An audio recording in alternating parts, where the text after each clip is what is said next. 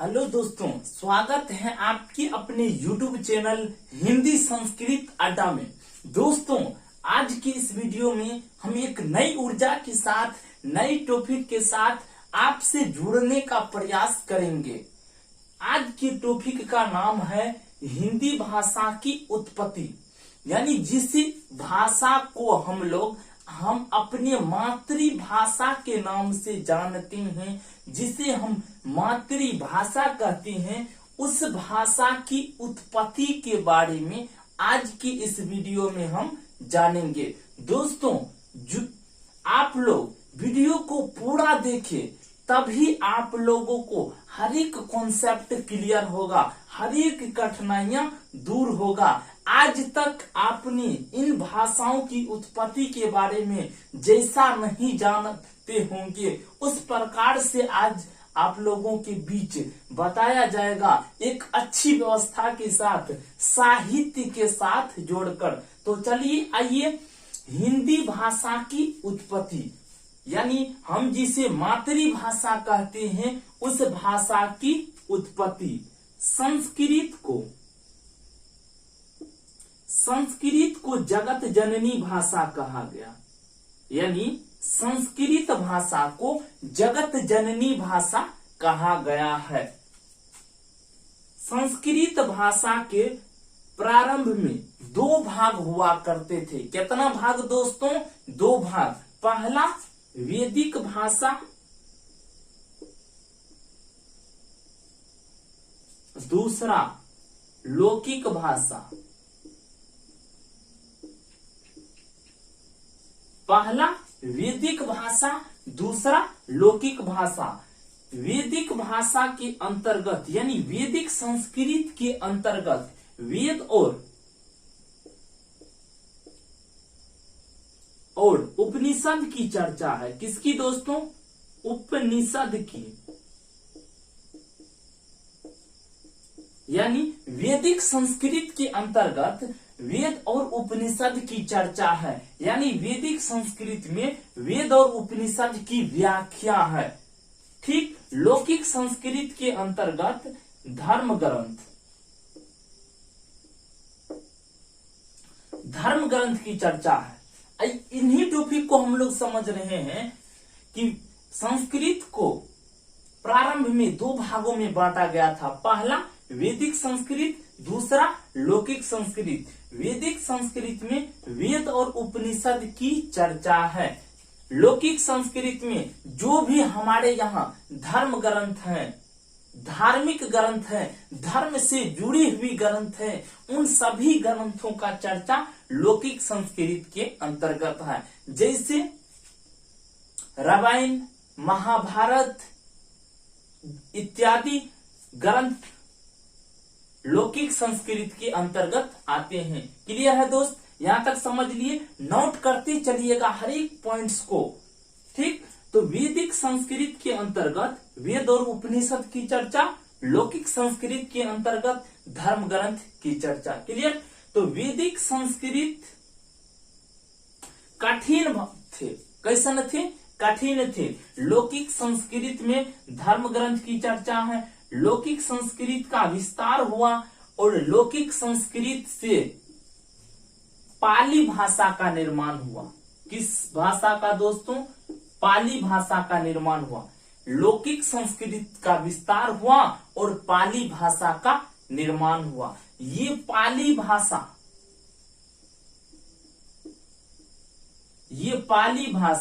बौद्ध धर्म की भाषा है।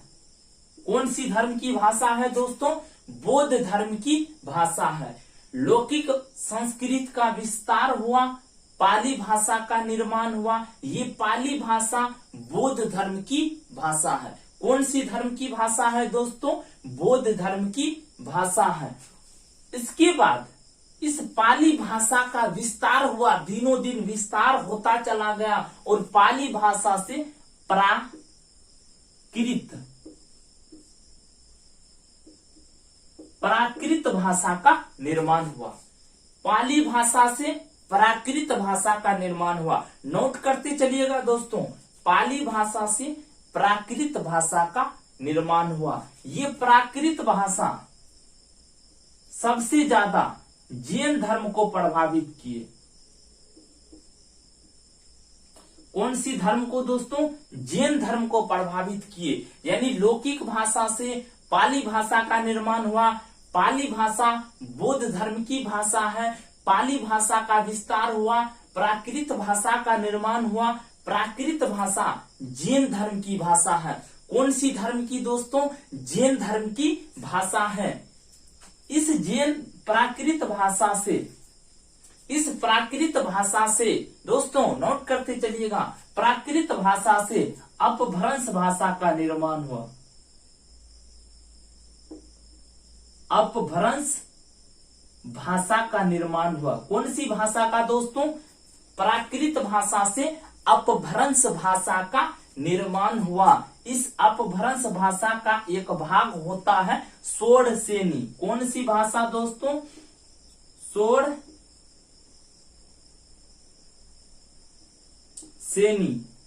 इस अपभ्रंश भाषा का एक भाग है षोडशेनी, जिससे हिंदी भाषा का निर्माण हुआ। जिससे हिंदी भाषा का निर्माण हुआ। क्लियर है दोस्तों? यहां तक में कोई डाउट? एक बार फिर से रिपीट करते हैं हिंदी भाषा की उत्पत्ति के बारे में कि संस्कृत को मातृभाषा, जगत जननी भाषा कहा गया है। प्रारंभ में संस्कृत के दो रूप हुआ करते थे, वैदिक संस्कृत, दूसरा लौकिक संस्कृत। वैदिक संस्कृत को अगर परिभाषिक तौर पे जाना जाए तो वैदिक संस्कृत का वह भाग है जिसके अंतर्गत वेद और उपनिषद की चर्चा है, उसे वैदिक संस्कृत। लौकिक संस्कृत का वह भाग है जिसके अंतर्गत धर्म ग्रंथ की चर्चा है, उसे लौकिक संस्कृत कहते हैं। दोस्तों क्लियर है? वैदिक संस्कृत का विस्तार रुक गया, जबकि लौकिक संस्कृत का विस्तार हुआ। लौकिक संस्कृत से पाली भाषा का निर्माण हुआ। कौन सी भाषा का दोस्तों? पाली भाषा का। पाली भाषा बौद्ध धर्म की भाषा है। किस धर्म की? बौद्ध धर्म की भाषा है। जुड़े रहिए संपूर्ण वीडियो के साथ। पाली भाषा बौद्ध धर्म की भाषा है।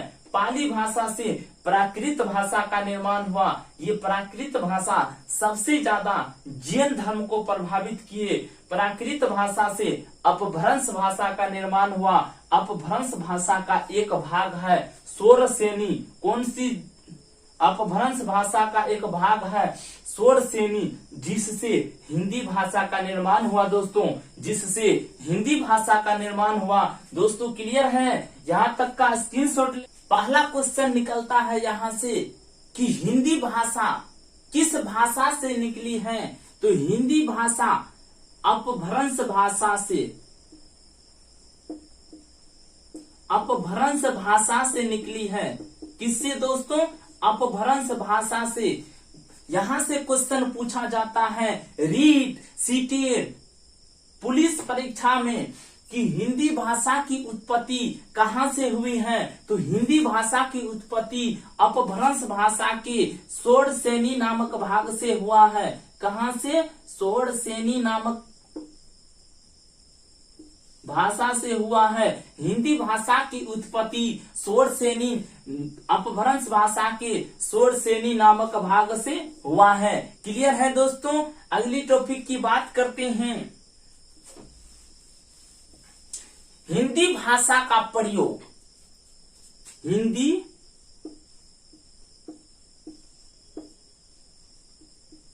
भाषा का प्रयोग हम लोग जिसे मातृभाषा कहते हैं, इसे मातृभाषा क्यों कहते हैं उसको भी समझेंगे। उनसे पहले समझते हैं कि हिंदी भाषा का प्रयोग, यानी हिंदी भाषा का प्रयोग भारत के मध्य भारत में होता है। कहाँ होता है दोस्तों? मध्य भारत में। मध्य भारत कहने का तात्पर्य होता है हरियाणा, राजस्थान, बिहार, पंजाब, झारखंड, यूपी, इन सभी राज्यों में हिंदी भाषा का प्रयोग होता है। कहाँ होता है दोस्तों? रिपीट करते हैं, नोट कीजिएगा कि हिंदी भाषा का प्रयोग मध्य भारत में होता है जैसे हरियाणा, राजस्थान, बिहार, यूपी, झारखंड, इन सभी राज्यों में हिंदी भाषा का प्रयोग व्यापक रूप से होता है, अच्छी तरह से होता है। क्लियर है दोस्तों, यहाँ तक नोट कीजिए। अगले टॉपिक की बात करते हैं। हिंदी भाषा को मातृभाषा कहा गया है। हिंदी भाषा को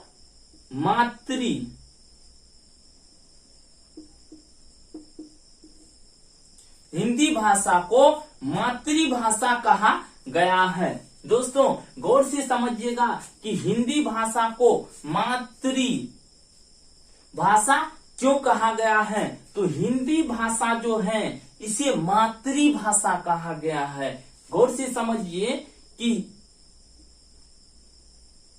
मातृभाषा माता के मुख से निकली हुई भाषा को मातृभाषा कहते हैं। किसे कहते हैं दोस्तों, नोट कीजिएगा। ये सभी अच्छी पॉइंट्स आप लोगों को बहुत सारे पुस्तकों में देखने को नहीं मिलेगा, इसलिए नोट करते चलिएगा। साहित्य से जुड़ी बातें बता रहे हैं कि मातृभाषा माता के मुख से, माँ के मुख से निकली हुई भाषा को मातृभाषा कहते हैं। क्लियर है दोस्तों, ये भाषा हम लोगों को समाज से अपने परिवार से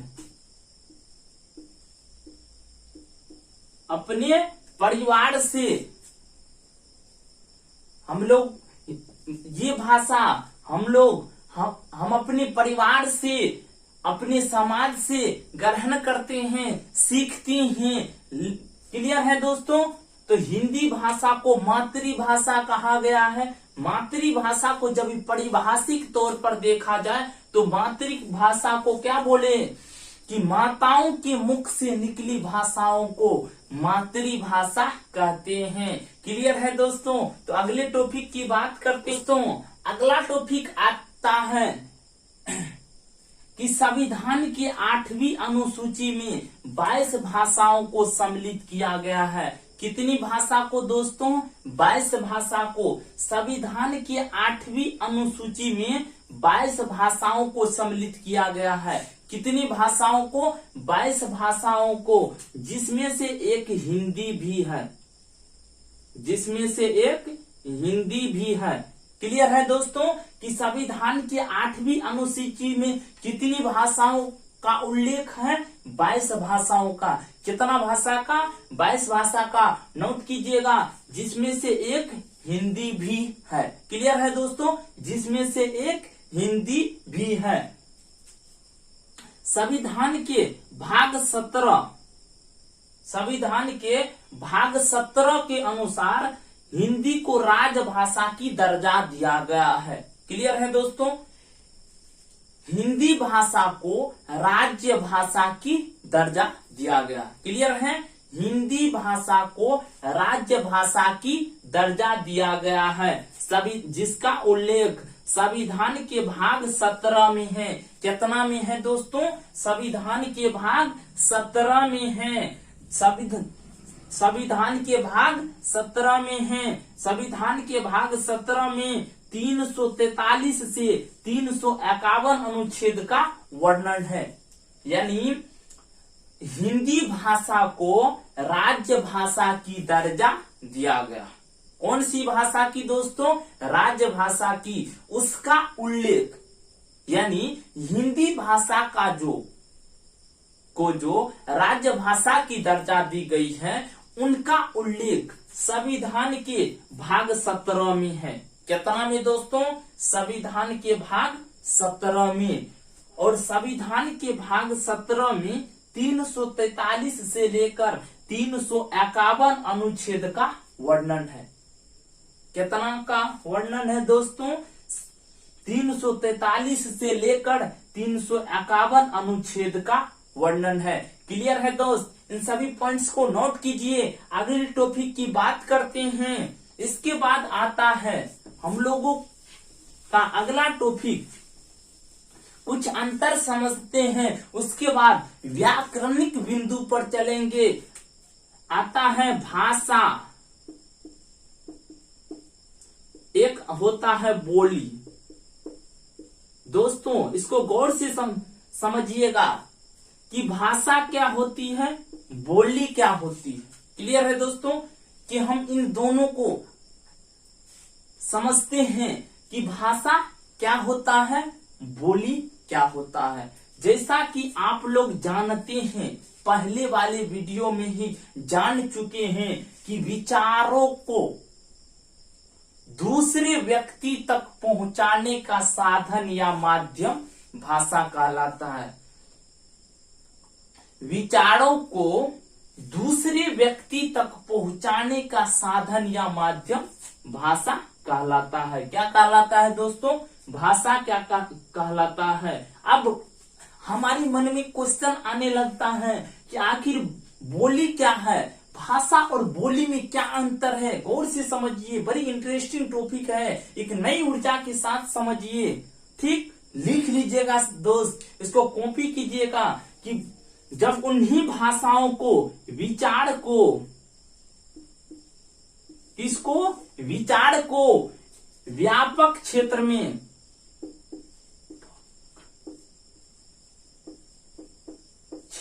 प्रयोग किया जाता है, व्यापक क्षेत्र में प्रयोग किया जाता है, तो वह हो जाता है भाषा। उसे भाषा कहते हैं। जब उन्हीं विचारों को एक संक्षिप्त क्षेत्र में, यानी एक क्षेत्र विशेष में, छोटे से क्षेत्र में प्रयोग करते हैं तो बोली कहते हैं। क्या कहते हैं दोस्तों? बोली कहते हैं। एग्जाम्पल के तौर पे कहें तो हिंदी भाषा का प्रयोग संपूर्ण भारत के बहुत सारे राज्यों में होता है, जबकि क्षेत्रीय जो भाषाएं होती हैं उसे बोली कहती हैं, क्योंकि उसका प्रयोग बिहार के बहुत सारे राज्यों में नहीं बल्कि कुछ ही क्षेत्रों में उनका प्रयोग होता है। उसे क्या कहते हैं? बोली कहते हैं। दोनों के बीच अंतर समझ में आया दोस्तों? अगर नहीं आया तो कमेंट कीजिए। अगले वाले वीडियो में पुनः या इस दोनों टॉपिक की चर्चा करेंगे। दोस्तों आज के लिए इतना ही, मिलते हैं अगले वीडियो।